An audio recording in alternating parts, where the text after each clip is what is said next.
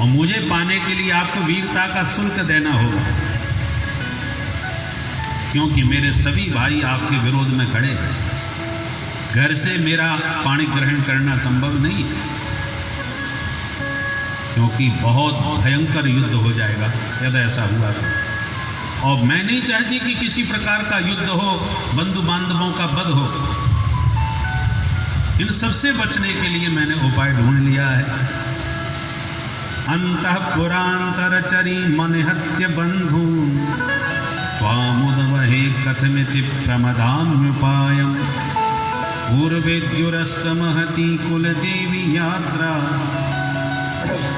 यस्यां बहिर्नववधू गिरिजा।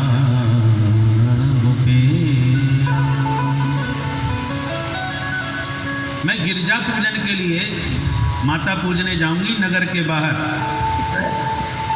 तो माता के मंदिर में मिल जाना तो सारी बात बन जाएगी, कोई लड़ाई झगड़ा भी नहीं होगा, वहाँ कोई भीड़ नहीं होगी।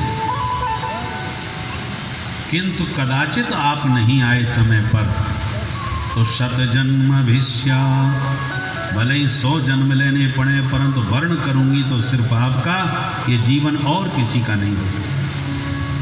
जीवन है तेरे हवाले मुरलिया वाले।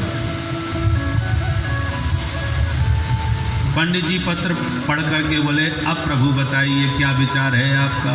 भगवान बोले, जो रुक्मिणी का हाल है पंडित जी, सोई हाल हमारा भी। क्या मतलब, आपका क्या हाल है? भगवान बोले, मैंने भी रुक्मिणी के रूप सौंदर्य की महिमा नारदादि ऋषियों से इतनी अधिक सुनी है कि जब से उनके बारे में सुना हूँ तब से उन्हीं के बारे में सोचता रहता हूँ। 5 रात से तो सोया नहीं, रातों की नींद उड़ गई, नींद नहीं आई।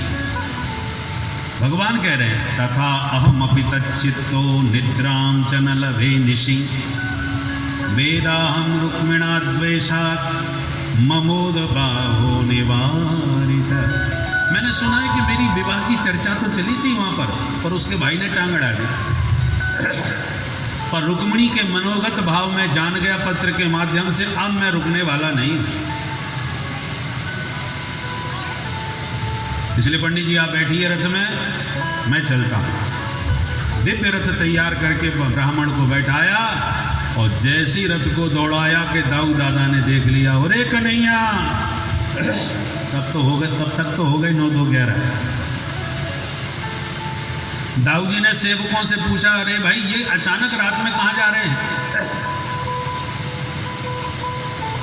सेवकों ने कहा, सरकार एक पंडित जी आए थे कुंडनपुर से, उन्हीं के साथ जा रहे हैं। अब तो दाऊ जी समझ गए, कुंडनपुर की राजकुमारी का परसों विवाह है और विवाह का कार्ड कोई आया नहीं है, निमंत्रण पत्र आया नहीं है, तो फिर ये वहाँ क्यों जा रहा है भाई बिना निमंत्रण के? कुछ तो गड़बड़ है। दाऊ जी समझ गए और तुरंत नारायणी सेना तैयार करी, हलमूसल उठाए और पीछे पीछे भाग ली। प्रातः होते गोविंद का रथ पहुंच गया कुंडनपुर, विदर्भ देश। पंडित जी से भगवान बोले, ब्राह्मण देवता आप रुक्मिणी के पास जाओ, प्रेम से समझाओ। हम उन्हें मंदिर में ही खड़े मिलेंगे। अब तो पंडित जी प्रसन्नता में डंडा घुमाते चल दिए। उधर बैंड बाजे लेकर के बारात के साथ से सुपाल पहुंच गए। हल्ला मचा, नगर में शोर मच गया, बारात आ गई राजकुमारी की। सखियां भागी, चलो चलो देखें दूल्हा कैसा है। अब बारात की आने का समाचार और सखियां सब दूल्हा देखने भागी। रुक्मिणी की धड़कन तेज हो गई, हे भगवान अब क्या होगा, पंडित जी तो अभी तक नहीं आए। हे भोले बाबा, मैंने बहुत सोमवार के व्रत किए हैं, आज भी सोमवार है, खूब रुद्राभिषेक किए हैं आपके, आज मुझे आशीर्वाद दो, मेरे अनुकूल बन जाओ, मेरा मनोरथ पूर्ण कर दो।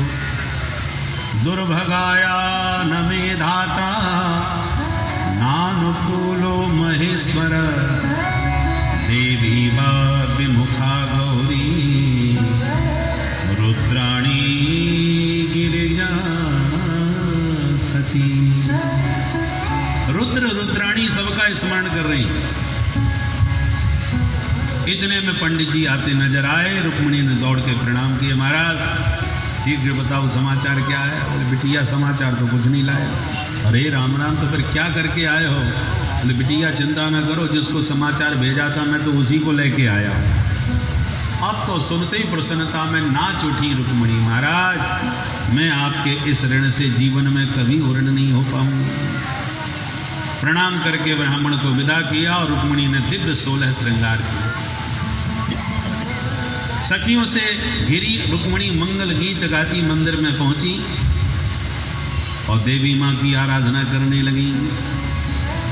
देवी माँ का ये मंत्र जो रुक्मिणी ने पढ़ा है, इस मंत्र का कोई कन्या जाप करे, देवी माँ को अब तो नवरात्रि आ रही है, जिस कन्या का विवाह न हो रहा हो शीघ्र विवाह होगा। और केवल विवाह ही नहीं होगा, पति भी सुंदर प्राप्त होगा, अनुकूल वर मिलेगा। वो मंत्र क्या है, ध्यान से सुनिए।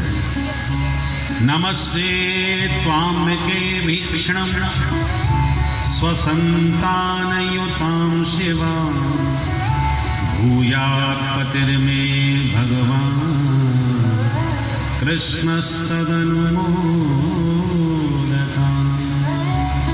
हे मातेश्वरी, भगवान श्री कृष्ण मेरे पति बने, ऐसा मुझे आशीर्वाद।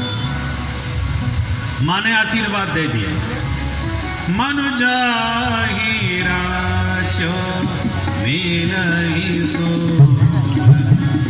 सहज सुंदर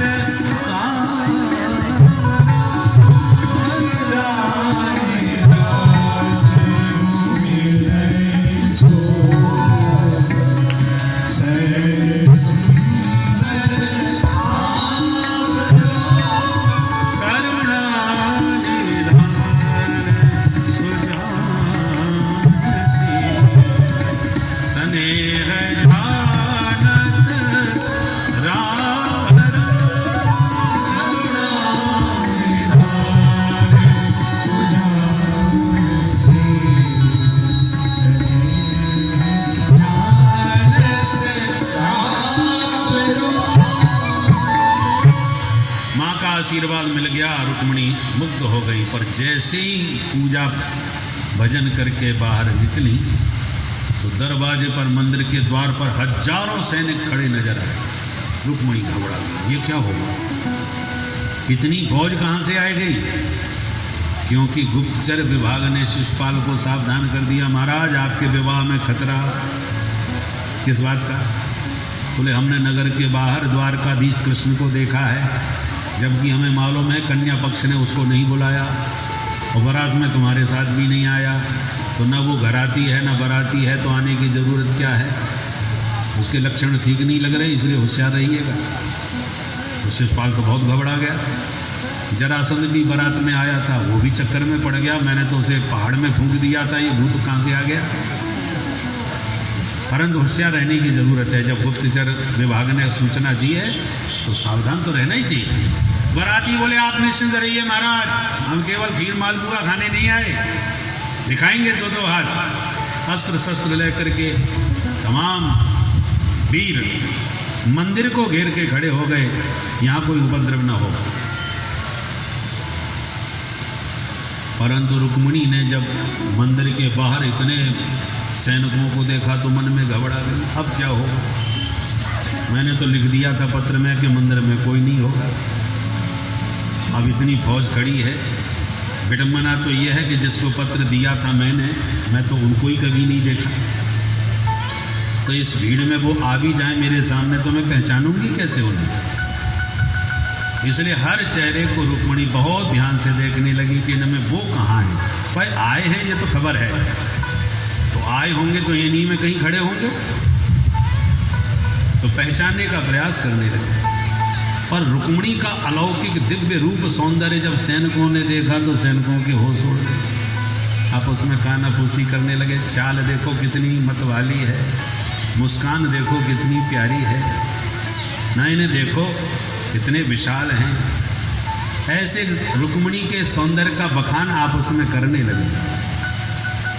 और जिज्ञासावश रुक्मिणी जिसके चेहरे को टुकुर टुकुर ध्यान से देखती है, कहीं ये तो नहीं। कोई सैनिक समझ बैठता है कि हम भी किसी से कम नहीं।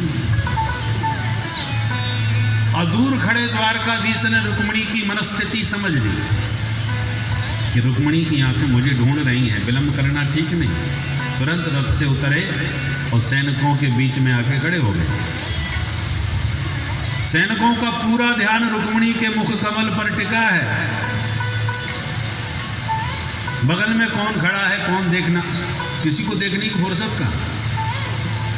रुक्मिणी की घूमती हुई दृष्टि जो द्वारकाधीश से टकराई और जो आंखें चार भईं, भगवान ने मुस्कुरा के तुरंत हाथ हिला दिया, घबराओ मत, हम ही हैं।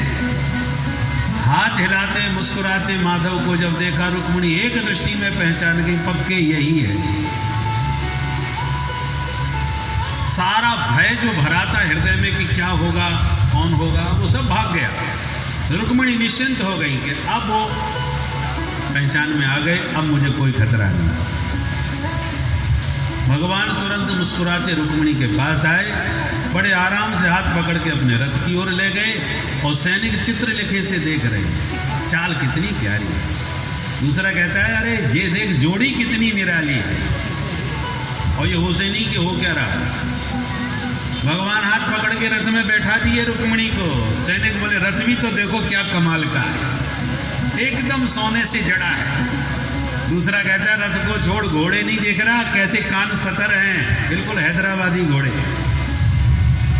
आप उसमें सैनिक वर्णन किए जा रहे हैं। भगवान स्वयं रथ में आरूढ़ हो गए, जो प्रभु ने चाबुक घुमाया घोड़े हवा में उड़ गए, वायु वेग से रथ दौड़ गया। और सैनिक देख करके वाह वाह, देखो घोड़े कैसे हवा में बात कर रहे हैं, रथ कितना वायु वेग से दौड़ा जा रहा है।